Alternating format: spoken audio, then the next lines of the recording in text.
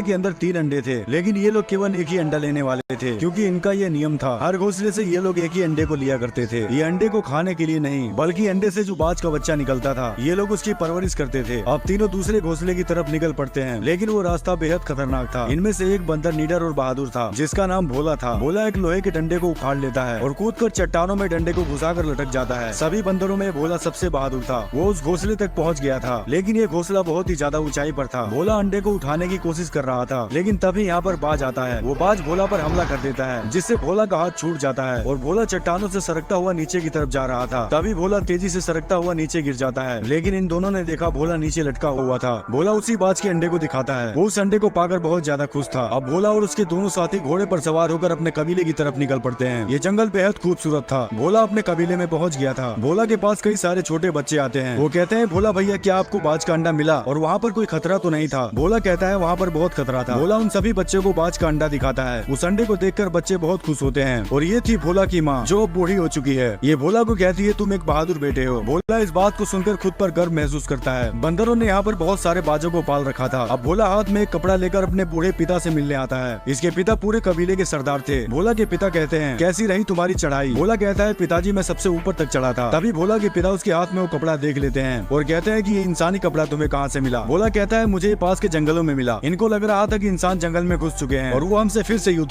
अब भोला के पिता कहते हैं, उस जगह का पता लगाओ जहाँ पर तुम्हें इंसानी कपड़ा मिला है। और बंदरों में सबसे ताकतवर ये बंदर था। सभी बंदर इससे बहुत ज्यादा डरते थे। अब वो ताकतवर बंदर कुछ बंदरों के साथ निकल पड़ता है उसी जगह पर जहाँ पर भोला को इंसानी कपड़ा मिला था। और रात के समय भोला को कोई आवाज सुनाई देती है। भोला उस आवाज की तरफ जाता है। भोला ने देखा एक लड़की छुप कर बैठी हुई थी। वो लड़की भोला को धक्का मारकर यहाँ से भाग जाती है। भोला उसे नहीं पकड़ पाया था, लेकिन तभी इसने देखा बाज का अंडा टूट चुका था। भोला बहुत ज्यादा डर जाता है, क्योंकि कल सभी बंदरों का समारोह था और उस समारोह में उस अंडे को पेश करना था। लेकिन भोला कहता है, समारोह से पहले मैं अंडा पेश कर दूंगा। और उसी रात भोला बाज के अंडे को चुराने निकल पड़ता है। लेकिन आगे चलकर भोला को किसी के चिल्लाने की आवाज सुनाई देती है। भोला वहाँ पर जाकर देखता है। उसने देखा कि इसके वही बंदर मर चुके थे, जो ताकतवर बंदर के साथ इंसानों को ढूंढने गए थे। तभी भोला के पीछे वही ताकतवर बंदर आता है। इस बंदर को भी उन्होंने मार दिया था। ये भोला को यहाँ से भागने के लिए कहता है। भोला ये सब देखकर बहुत ज्यादा डर जाता है, क्योंकि इसके कबीले पर बहुत बड़ी मुसीबत आने वाली थी। तभी सामने से कोई भोला की तरफ आ रहा था। भोला उनके आने से पहले झाड़ियों में छुप जाता है। ये भी एक बंदर थे, लेकिन इनके अंदर कोई भी रहम नाम की चीज, इनके अंदर दया नाम की कोई चीज नहीं थी। भोला उनको छुपकर देख रहा था। ये सभी बंदर उसी लड़की को ढूंढ रहे थे। बंदर यहाँ से जाने ही वाले थे, लेकिन तभी वो भोला के घोड़े को देख लेते हैं और उसे करंट का झटका देते हैं। घोड़ा अपने कबीले की तरफ भागता है। बंदर उसी घोड़े का पीछा करने लगते हैं। भोला ये सब देखकर बहुत ज्यादा डर जाता है और दूसरे रास्ते से अपने कबीले की तरफ भागता है। लेकिन भोला ने कबीले के पास पहुंचकर देखा, उसका कबीला पूरी तरह से तबाह हो चुका था। उन बंदरों ने भोला की बस्ती को आग लगा दी थी और सभी बंदरों को मार रहे थे। भोला अकेला कुछ भी नहीं कर सकता था। उन्होंने बहुत से बंदरों को बंदी बना लिया था। भोला अपने बंदरों को छुड़ाने लगता है, लेकिन तभी वो उसको करंट का झटका देते हैं। तभी एक बंदर उसे पीछे से पकड़ लेता है और कहता है, भोला तुम अपने पिता के पास जाओ। भोला भागकर अपने पिता के पास जाने लगता है, लेकिन दुश्मन बंदरों का सरदार भोला को देख लेता है। भोला अपने पिता के पास पहुंच गया था। वो सभी बाजों को आजाद करने लगता है, लेकिन तभी वो दुश्मन बंदरों का सरदार यहाँ पर आ जाता है। अब वो दुश्मन बंदरों का सरदार भोला के पिता के सामने था। भोला के पिता भी अपने कबीले के सरदार थे। वो बंदर भोला के पिता से कहता है, झुकाओ अपने सर को। लेकिन भोला के पिता उसका मुकाबला करने के लिए डंडा उठाकर उस पर हमला करते हैं। वो बंदर भोला के पिता को मार गिराता है। भोला ये सब देखकर बेचैन